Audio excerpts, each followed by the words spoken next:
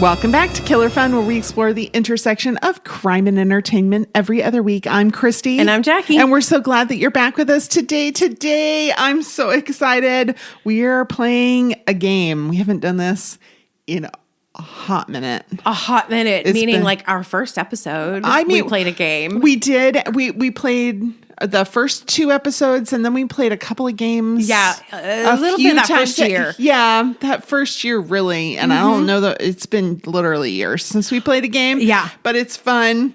I think we know what we're doing better. You know, like when we first, like, hold on, because when we first started, not only like did we have a unique idea to cover like crimey entertainment, we weren't going to be like true crime investigators, right? Yeah, no. We're like, we cover crime in entertainment, right? Crimey stuff, but fun stuff. Okay, well, anyway, point being, we thought, oh, games, you know? And then we were like, how do you do that? How? I don't understand. And we did not half bad. No. I got to tell you. We did not half bad. No, it was fun. And it was fun. But I think we're, you know, even more refined about how we're going to approach this today. Absolutely. Well, you know, it's more accessible when you watch a show because the audience can also watch and appreciate it. If it's something they've seen or if or want to see something, then they can have a little more context and it's more fun that way. And we just haven't done a game in a while. Because it's hard. You know, like we would have to like make a real big plan to try to get people to play this game first and talk about it. And, you know, we don't really do a video. So like you can't, you know, see the situation that we're in. Right. So we're going to try to. Which is fine because we're doing this. Oh, yeah. Kind of early. Yeah, you don't want to see us right You now. don't know. We don't have maybe in person. We look fine in person. But video cameras would not be kind at this hour. No. Like... You know, I think you're beautiful no matter what. Agreed. Ditto. I think we're beautiful. And I think if anybody was sitting here, they'd say, oh, y'all are beautiful. We're just talking about the issues video cameras had. Yes. That's it. Right. Exactly. Video cameras are unkind. They are. to me. They're so unkind. All right. So we did, as we mentioned, we started our podcast with a Hunt-A-Killer subscription box. Yes, we did. And that was all that they did at that time. Yeah, which was super fun. It was super fun and interesting, but a little confusing. And you couldn't solve it all in one sitting. No, you had to remember what you did the time before. Right. Or you make yourself notes and review and do the things, and you would and the boxes would build upon one another. But now they have more than just subscriptions. They have entire mystery boxes that are solvable in one contained unit. Yeah, 60 to 90 minutes, it says. We'll see. We'll see, which is super great. You know, like the subscription, what I found was I remembered and I made good notes about the things that I sort of investigated. And you did the same, but I didn't quite always grasp the clues that you had discovered as well. Right. And so doing it together, I think like one person getting the subscription and doing it themselves, probably more fun. Not because it's not more fun to play with a friend, but because your brain connects it a little better. Right. Because you were looking at everything, you know?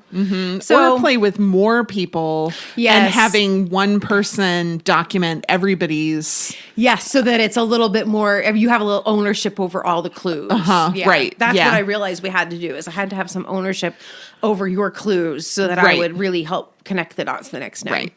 Yeah. Yeah.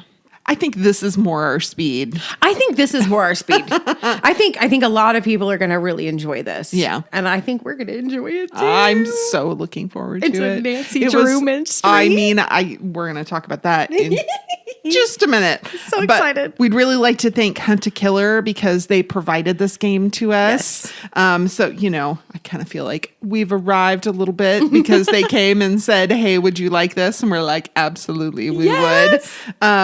Escape room in a box sort of situation. It's not exactly like you don't explode after a certain amount of time or whatever. Yeah. We had played one like that. Yeah, we did. We played an escape room in a box. That was interesting. Yeah, it was fun. There were several of them included in the one box, and that was pretty fun. I enjoyed it.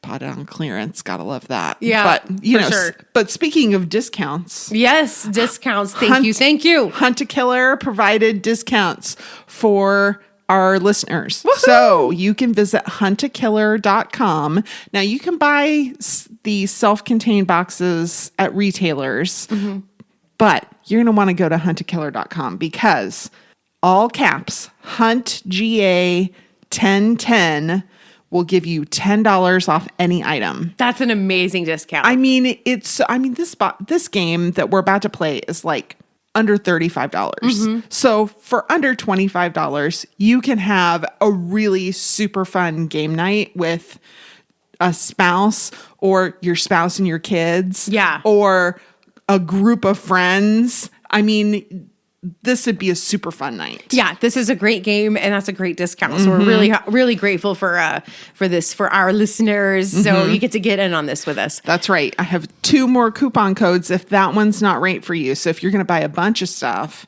HuntGA 10, just 10, will give you 10% off any order. Okay. So you can pick which one's going to give you the better discount. And then HuntGA 20 will give you 20% off a 6-month or 12-month subscription. Whoa! So if you want to do the subscription, you can do that. Whoa. Super fun. These are great we're coupon gonna codes. Yes, go use our coupon codes. Yeah. Get in with this. They're really good. Yep. So we are briefly going to do our normal quote unquote format. Okay, yeah. But we're going to do it here before break. So. And because then our break is going to be us going to be breaking into this box. I mean, I'm so excited. My pun was very punny. Did anybody catch it? Our break is we're going to be breaking in. It's really early because I had to repeat it because I tickled myself with it. Okay. All right. Stop me from talking. All right. Surprise me. What do you have? All right. Is it true? So Huntakiller teamed up with Nancy Drew. I mean, so cool. This is so fun. It's nostalgic for Yes. me. I don't know how many of our listeners know who Nancy Drew is or I would say probably a lot because the books have been around since 1930. They've been in print consistently since then, and many of them were updated. So like the ones that were written in 1930 maybe, wouldn't appeal as they were originally written to 1980s audiences or 2000s audiences. They updated them. That's so cool. Is really cool. I mean, they did new artwork. They updated the stories to make them more relevant. You can still buy the older versions of them, but there's also these updated ones. There's like over, I think somewhere in the neighborhood of 250 Nancy Drew mysteries. She's been adapted mostly poorly for television and the screen. Yeah. Many times. The CW actually had a Nancy Drew mystery series that was more of like a teen drama sort of situation. And it started in 2019 and it's ending this year in 2023. So I haven't watched any of it, but the first 3 seasons are on HBO Max. Okay. Max now, I guess. Yeah, just Max. Just Max. But it sounds dumb to just call it Max because it's HBO. It That's is how HBO. we know it. I know. It's like Twitter going to X. Well, that's a whole nother problem. You've just you're dumping the thing that makes your brand identifiable. So Nancy Drew is fictional, of course. Yeah. But she, as I mentioned, she was created in 1930 by Edward Stratmeyer. He had created the Hardy Boys. Oh, okay. I didn't realize it was the same creator for both. Yes, and he wanted to create something for girls. Oh. A Hardy Boys-esque sort of situation for girls. I'm so conflicted about how I feel about Well, I mean, this dude realized that girls were a viable market. Right, of course. And then there were crossovers, and he did a bang-up job. He had Mildred A. Wirt Benson hired to write Nancy Drew mystery stories. Okay. She wrote 23 of the original 30 stories, and her goal was that she didn't want any namby-pamby style of girls. She wanted a plucky girl who was smart and capable and intelligent, all on her own. Right, like a regular girl. Like a regular girl. This is why for sure. I'm so, I don't know why, but every time we look back and see the progress, I have to remember that the nudge they got to make was a big nudge then. Right. Right? I have to go back then. But sometimes I look at their nudges and I'm like, maybe that nudge wasn't as helpful because you nudged. But maybe we could have aimed a different way or something. You know what I mean? But I really appreciate that, because even though it feels a little weird that like, oh, we have this for boys, they won't like hanging out with friends and getting into trouble. So let's make something for the girls. Okay, but maybe the Hardy Boys are fun. The Hardy Boys probably were really fun, but they were also very like straight-laced, sort of. Not that girls couldn't enjoy it, and I think that's probably it, is that there were girls picking up Hardy Boys books. Oh, yeah. And they realized, we should have the primary character be a girl. Yeah, and that makes total sense. Which I really appreciated. Yeah. I thought that was great. It is still being published by Simon & Schuster. According to NancyDrewSleuth.com, which is written by Jennifer Fisher, and she's doing research into Nancy Drew and trying to document things and that's cool. Notice her relevance. So was it the same publishers and creators that made Babysitter's Club back in the day? Because I always thought that the Babysitter's Club more mirrored Hardy Boys. Right, because it was more than one. It was a group. Yeah, right. Yeah, a group of friends, not like one outcast individual. Well, and Nancy Drew did have a group of friends. It was just centered on her. Yeah. I guess so. It's been a long time. She had a boyfriend, but he wasn't like, he was kind of like Ken and Barbie. Oh, okay. Yeah. Around, but not the center of the story. Right. Right. Which I kind of appreciate. Yeah, I kind of appreciate. Also a little marginalized. Like, why do we have to flip the script? That's the whole point of the Barbie movie. If we flip the script, we're just flipping the oppression. So why can't we? Right. Anyway, I digress. That's what made the Barbie movie anyway, so funny. It was so great. But I did love Nancy Drew, and I thought it was really well written. And it's been a long time since I've read it, but yeah. Nancy Drew has remained relevant for over 90 years. The New York Times had a article back in 2019, Nancy Drew and the Mystery of Her Enduring Relevance. So people like Soda Sotomayor, Oprah Winfrey, Hillary Clinton all say that they were inspired and read Nancy Drew. It's been published under the pseudonym Carolyn Keene. Yeah.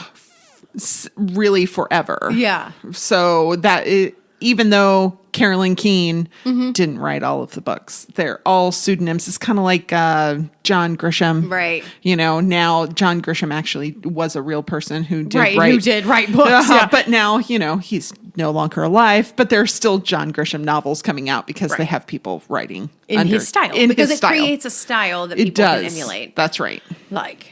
Yeah. They said Nancy isn't quite an every woman. We can't all crack a safe or pilot a speedboat, but she's an archetype just generic enough for readers to imagine themselves in her sensible shoes. Her sensible shoes. Well, she was running a lot. She wasn't wearing heels. She ran a lot. She has proved really difficult to adapt to entertainment outside of books. Isn't that interesting? I wonder why. Why do they think? Well, Melanie Rehack, who's an author of a book called Girl Sleuth that's all about Nancy Drew, cool. Said part of her appeal has always been that people relate to her in various ways. Actually, seeing her on screen embodied a real person that kind of ruined it for them. Oh, okay. Well, so if you're imagining her a certain way and relating to her in a certain way, and then you don't relate to the actress or the story, then it makes it tougher. Yeah. Yeah. Yeah. And I thought that's hard. Yeah. All right. So psychology break. Okay. Ooh, we're busting right through this stuff. Moving.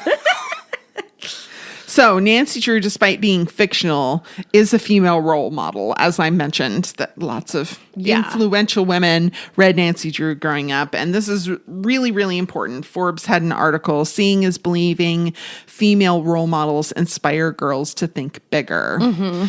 Research shows not being able to see other women who look and act like them succeeding in areas of interest to them, particularly in the field of STEM and politics, discourages girls from pursuing such careers. So representation really, really matters. Of not only a variety of ethnicities and backgrounds and religions, but also gender. Right. Yeah. Right. And it is important because it's not this blindness of equality. Right. We have to be seen and also equal. Right. Right. That's the difference. Right. We want to be seen for being the gender that we are, and then also represented, but also equal. So it is a kind of a mind melt for a lot of people. Yes.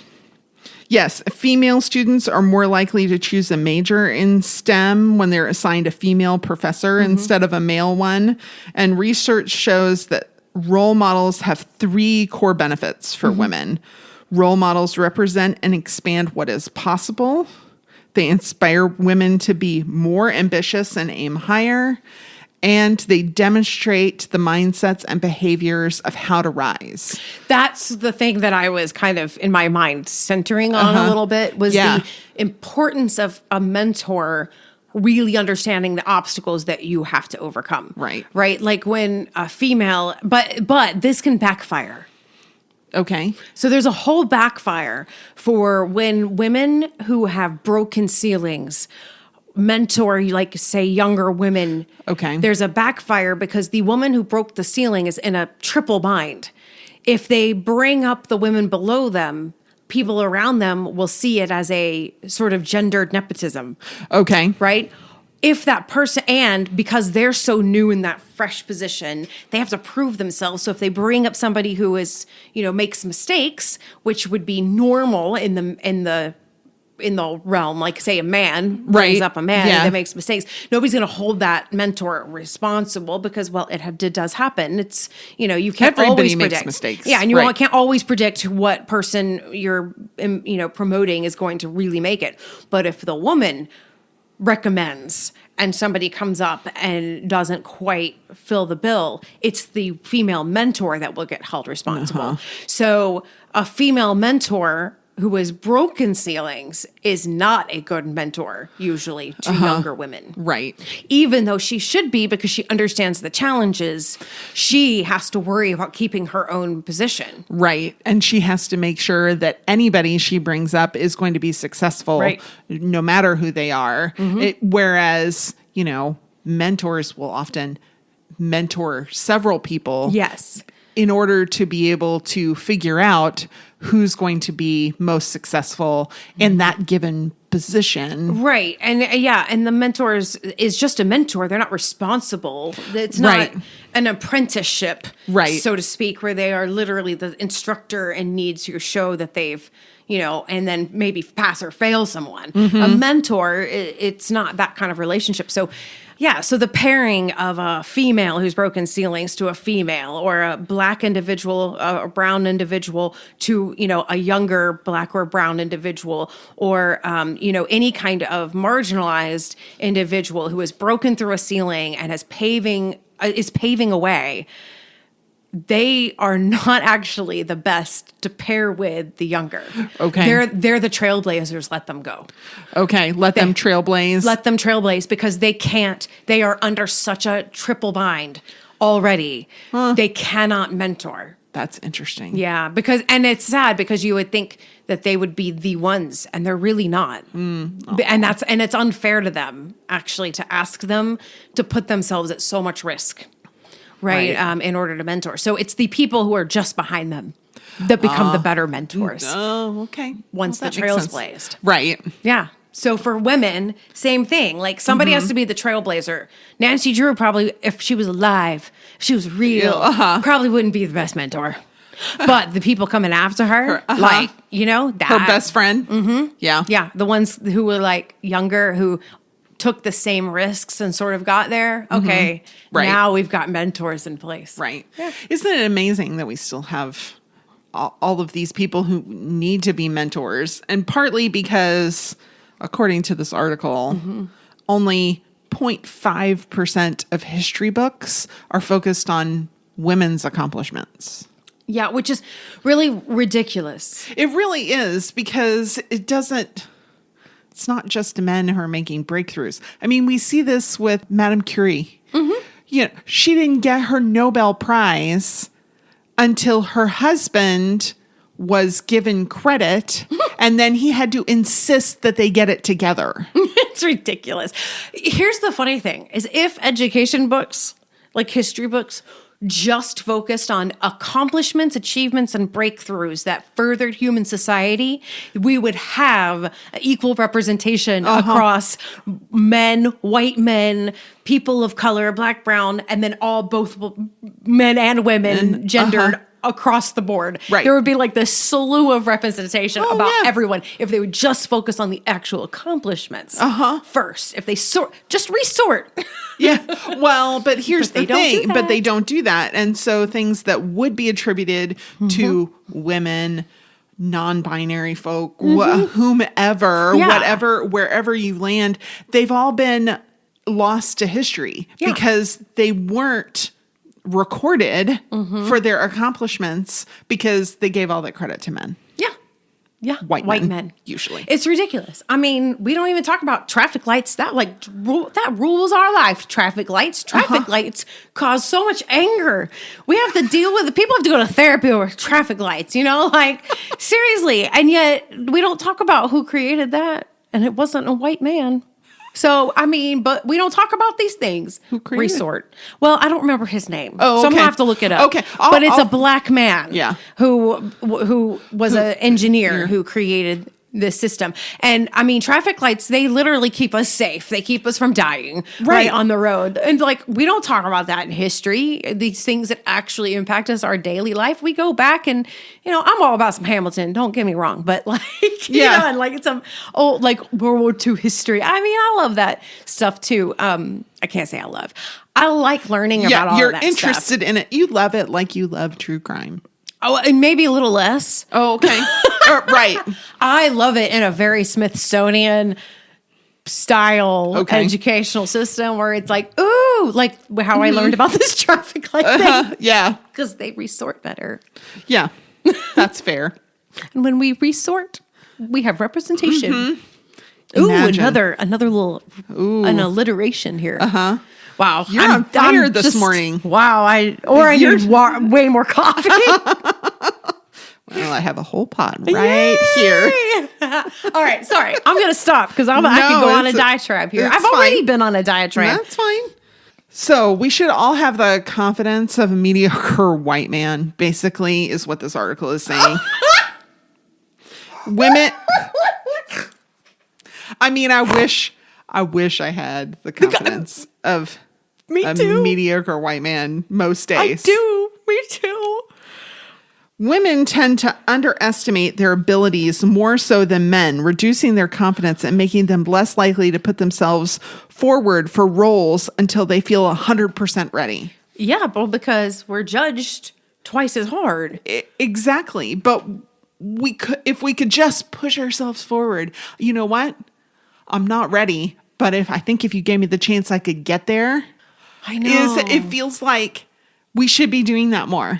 Research shows that women are consistently judged on what they have accomplished, whereas men are consistently judged on what they could accomplish. Right. And that is the difference. That's why women don't go for it until they're 100%, because they are going to be judged by what they've already, so they have to line up their accomplishments and create that to show that they will continue. Right. Versus a man who can come in with a confidence and say, look at this potential I have, Right. And it's funny because my dad was very mentory to me. Mentory. Yeah. Mentoring. Coining words, making interesting connections. He had a mentoring approach to a lot of the ways that he taught me as a kid. And he was a successful white man, right? I was a very Trisha Yearwood. Like, I wanted to be, in my daddy's world, But the thing he told me about potential was potential's great, but it means you hadn't done anything yet. Oh, which was kind of like fair. And also like sometimes it was very inspiring and sometimes it was very like, oh, like when people tell you, oh, you have great potential. Oh, yeah. It means I hadn't done nothing yet. Oh, right. See, but when you say that to a woman, it means you haven't done anything I recognize as an accomplishment yet. There you go. It's not about what you actually have or have not accomplished. It's whether the man understands you to have accomplished something they deem worthwhile. Right. And this dad, I mean, no fault of his own. Right.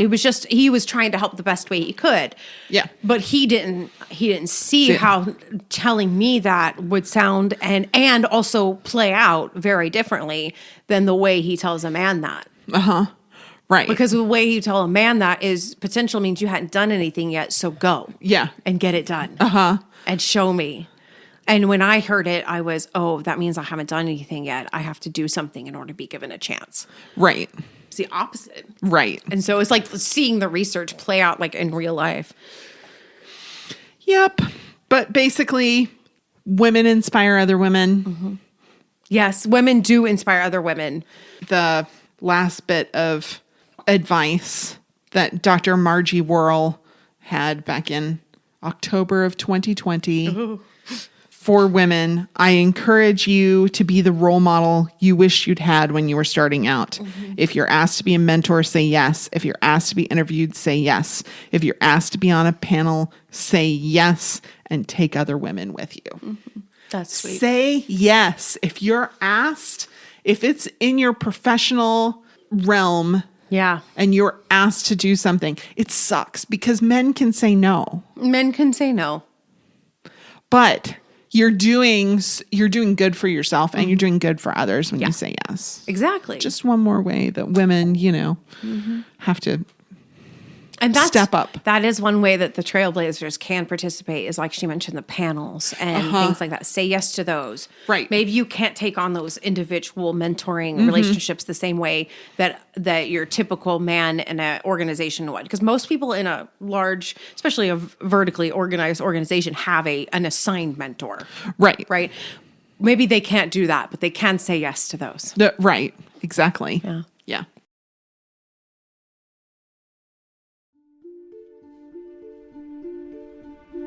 Welcome to the True Crime Gallery, the Dark Side of Art, the Season 3 mini-series finale of the Art Career Podcast, where we are going to uncover the dark and twisted tales where art and crime intersect. In this 3-part series, we bring you bone-chilling stories that will leave you captivated. We're going to begin this week with Dr. Noah Charney, telling the tale of the cursed Ghent altarpiece. Next week, I'm going to explore the horrifying use of modern art as an instrument of torture. I'm going to explore a crime hidden behind one of the Louvre's prized masterpieces and the disturbing artistic endeavors of a notorious serial killer. We'll end with the famous thefts of the Mona Lisa. Brace yourself for these haunting narratives, and thank you always for tuning in.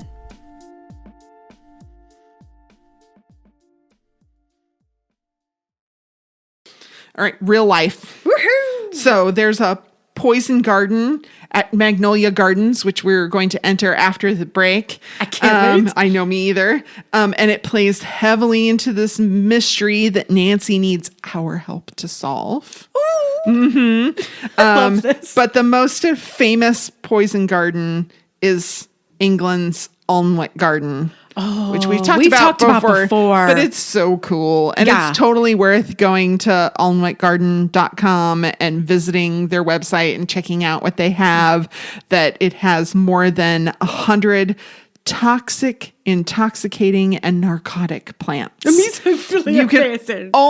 included in your admission price to the gardens, but you can only go in with a guide because even though they instruct you not to touch, they want to make sure you're not going to touch. And even not touching, people have fainted because of the scents in the garden. It's kind of incredible. And they have some that we're going to talk about, like belladonna and monk's hood. Those are things that are included in this game. It's so cool. It's super cool. I want to go. I know. One day. One day. A killer fun trips. There we go. We're gonna. That's my next goal for us is killer fun trips. We plan trips and we go we go and do the fun things. Yes, and we go and we like investigate the real life. You know, like so fun. That would be so fun. It would be fun. So briefly, there are 6 plants that they talk about that are poisonous in this game. Okay. So I'm just going to, a little interesting tidbit about each one. So azaleas, which I didn't realize.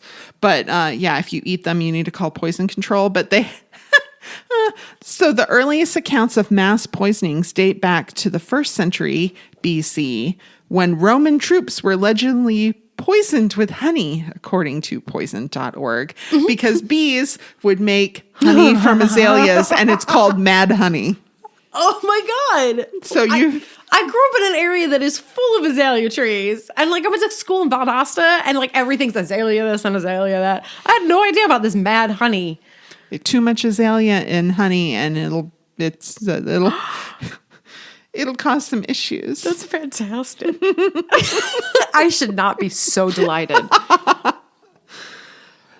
Bleeding heart is a real pretty pink flower. Okay. And it is toxic to humans, but much less common to have a poisoning from it accidentally. Okay. But dogs are, especially small dogs, are more susceptible to it. And horses, if they feed on it, they can cause themselves like liver failure. Oh. Yeah. Gee. Yeah. Belladonna. Okay. Yeah, which is deadly nightshade. Nightshade. Yeah. So it's related to tomatoes, potatoes, and eggplants. Those are the tomatoes were believed to be poisonous for a very long time in history, and people didn't eat them. And now we. Yeah, I learned recently something about that, about how like it wasn't until Christopher Columbus brought tomatoes back. From this continent, and brought it back before, like they started cultivating it, right, in Europe. and becoming like so. Like we think of Italians as always having the marinara, and really it was after 1492. After that, but apparently, and so like I read this, and I haven't fact checked. Oh, okay. This little thing that I've read, Right. but I thought that's interesting. I might go down that road. Ooh, because I bet there's some ancient Italian recipes that are freaking fantastic that don't have tomatoes in them. I bet. So belladonna, which means beautiful lady in Italian, has very unpredictable effects. So it is, there is an antidote for it though. So if you have accidentally ingested some deadly nightshade, go to the hospital. They can help. It's rumored that Roman Empress Livia Drusilla used the berries to murder her husband, Emperor Augustus. Oh. And it was common for women to put the juice of the berries in their eyes because it would make their eyes dilate and sparkle. Ooh. And they looked beautiful. That's why it's called belladonna. They would put it in their eyes and it would make their eyes more sparkly and alluring. What? Yes. I mean, to their detriment, but...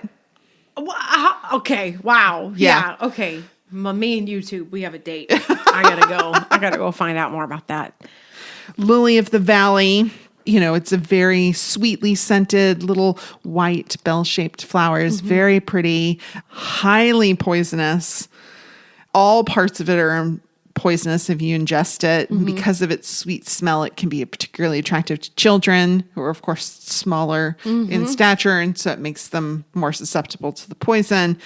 It doesn't have an aromatic extract that can be taken from it. So if you have a Lily of the Valley perfume, which is fairly common, it's all going to be produced with a mix of other scents. Oh, It's okay. either synthetic or a blend of other scents to give you the same sort The of same smell. Yeah.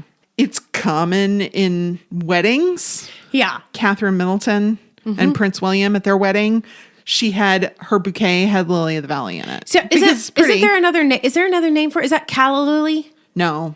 These are like small bell-shaped flowers. So the calla lilies are Large and like, right. yeah. And these are small. It would be like an addition usually. It's like a Okay. little spray. Okay, I see. They're like a number of little dropped flowers that are like Okay. in it. Okay, Yeah. gotcha. Because the calla lily is also not good for animals to No, eat. nope. That's bad. And really any kind of lilies is Yeah, bad for lily, your not pets. good. Not good. But they're pretty. They're so pretty. And then oleanders. Yeah. Which all over the South, from California to Florida, they end up on the sides of highways because they're hardy and pretty, Yeah. but they're completely poisonous. I remember my parents telling me, don't eat this. I'm like, I'm not going to be eating plants out of the yard most of the time.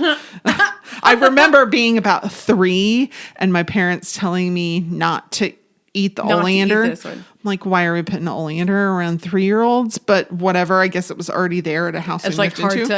hard to get rid of or something. Yeah, because it's so hardy. But I remember thinking, why would I want to eat that? All right. Well, I have to admit that I definitely did some eating of the plants when I was younger. yeah, Because did some you? of them are delicious. And there's like wild onions and stuff. Oh, yeah. So we ate some flowers when we were younger. Because there's Yeah. some that are kind of yummy. Well, like The little honeysuckle flowers, they're delicious. Yeah. You Well, know? exactly. But I wouldn't like somebody had to tell me they were good to eat. I wouldn't just eat these things. I was not that kind of kid. No. I was not like, oh, I wonder if this is delicious. Let's eat Like, this. no. Did those berries come out of the refrigerator? No, thank you. My family forced me to eat leaves. I wonder if these are good. Like, that was the difference I had. Berries sounds good to me. Because I stayed outside all day. Right. Hose and whatever you could find. Yeah. Foraging. Foraging. All right, we're going to take a quick break and then we'll share all the fun bits of our gameplay and we'll let you know if we win without spoiling it for you. So if you want to play and it's going to be a good time. So come back. All of the sources that we use to inform our discussion here on Killer Fun Podcast can be found on our social media. Join us on Facebook at Killer Fun Podcast, exploring the intersection of crime and entertainment. You can find us on Twitter at Killer Fun Pod, or you can send us an email at killerfunpodcast@gmail.com, and I'd be happy to share a link to whatever information you're looking for. We love to hear from you. You might learn a little something too. Here we are. Coming up next, we have our spoiler-free gameplay of Hunt a Killer's Mystery at Magnolia Garden. So I included lots of cute, fun stuff, but it's completely spoiler-free. So if you want to play this game, absolutely feel free to listen. It's super fun. We had a great time. You're going to hear some fun things that we said while we were solving the puzzles and working out who the culprit was. And did we figure that out? You'll get to hear all that up next. Next time that we have a hiatus, I'm going to do our spoiler full version of Mystery at Magnolia Garden. It's a super long episode. There'll be some outtakes from the first part of our conversation, and then most of our gameplay for the super long time that we recorded to play this game. We had a really good time, and so that will be coming up in the next few months. But today, right now, spoiler free, just for you. So want to let you know that that's what is happening up next. You don't have to worry that if you want to go and try and play this game and see if you can solve it yourself, that we'll have spoiled it for you. We won't. Enjoy. Hello, Hello, there's trouble at Magnolia Gardens, a botanical garden in my hometown of River Heights. I need your help to get to the bottom of it before anyone gets hurt any worse than they already have been, including myself. Through the rest of the evidence to see what you find. It's up to you, Nancy Drew. Okay, so I'm drinking coffee today. not tea. Means, motive, and opportunity. Yep. So All right. Here, I'll read the notes. Okay. The Nancy Drew's notes. So the symptoms reported were throbbing headaches, dilated pupil. Took the strainer and strainer bag from Florence's office as evidence. Nice. Look at how cute that is. That's adorable. I mean, we get a little bag with a tea strainer, and it's even got the little pink stain on it. I mean, it's And there's adorable. there's A an- literal tea there's an strainer. actual tea strainer. Yes. Like I could make tea with that You could afterwards. actually use this as or a mole. You can mole something. Uh-huh. You can mull something, That's or what I always use these things for, as a molar. I'll use them in my Instant Pot if I'm doing soup. Yes, you and I do. want like spices in it. I'll put them in the tea strainer. Yeah, so that it gets in the broth rather than like Right, and then having I don't to like have to- grind them or whatever. Right, and I don't have to sift them out. Right. Yeah. Yeah. So I Damn don't- it. We're gonna have to do a code. There's a code. Together we can figure it out. This is a weird code. It is a weird code, but we'll figure it out. Okay. Took a map of Magnolia Gardens to guide me around. Oh, right here. Yes. Oh, yeah. So there's a whole... Gosh, it's so cool. We need a bulletin board. We do need We need to like use we need to like post everything. Because look, we have suspect cards too. Yes. And like character cards. Right. Yeah. I don't like Does Parker give you bad vibes? Yeah, but Oliver's a cute. Oh, Oliver is cute. He looks like white Jesus. He does look like white Jesus. They make Jesus we so made hot. Jesus to look absolutely adorable. I mean, as a for real. white man with his sandals. Just give that man a guitar. Look at how cute this is. It's a box with Magnolia Gardens with a little... It's a legit lock, a man. legit lock. Like you could use this... Yeah.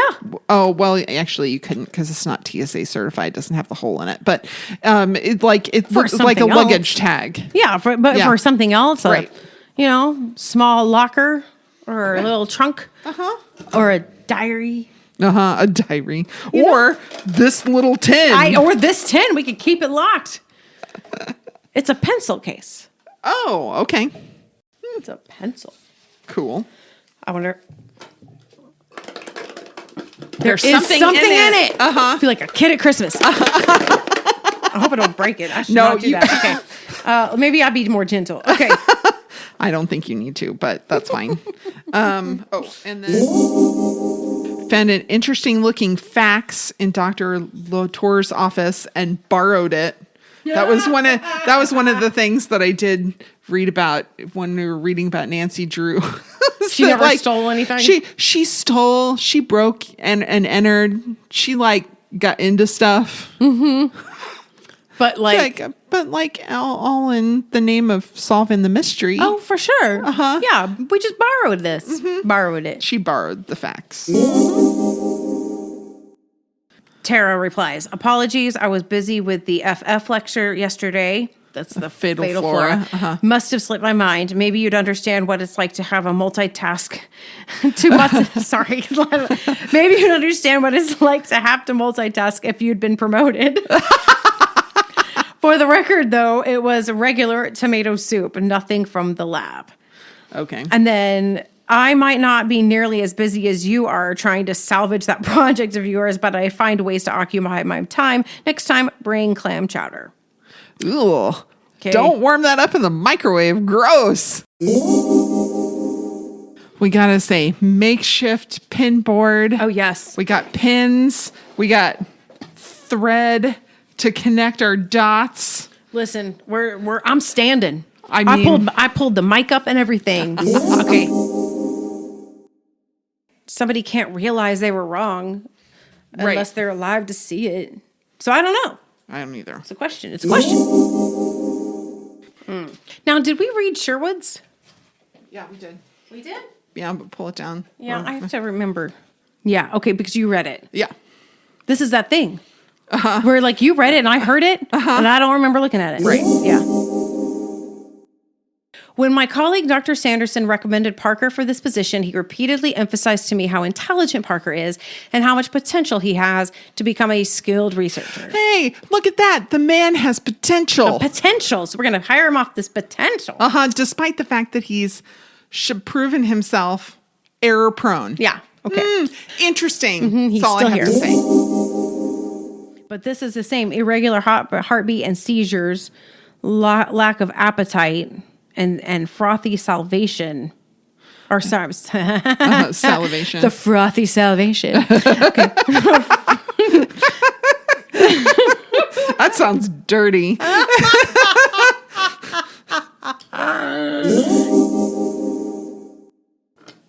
And it opened it. Woohoo! Yeah, baby. Nice. Boy, I was sitting here as you're looking through this, talking about it, just trying like every number on this, starting like a 0, 0, 0. So this is why they stole the things with the pencil case, because they needed a code. Right. All right. Ooh, there's a ring. Ooh. How nice this is. It's like a nice ring. I wouldn't wear it. It's a big but man ring. It's a big man ring. Look at that. It's a big man ring with flowers on it. It sounds metal. It is actual metal. Yeah. I have big knuckles, so that's Look at that.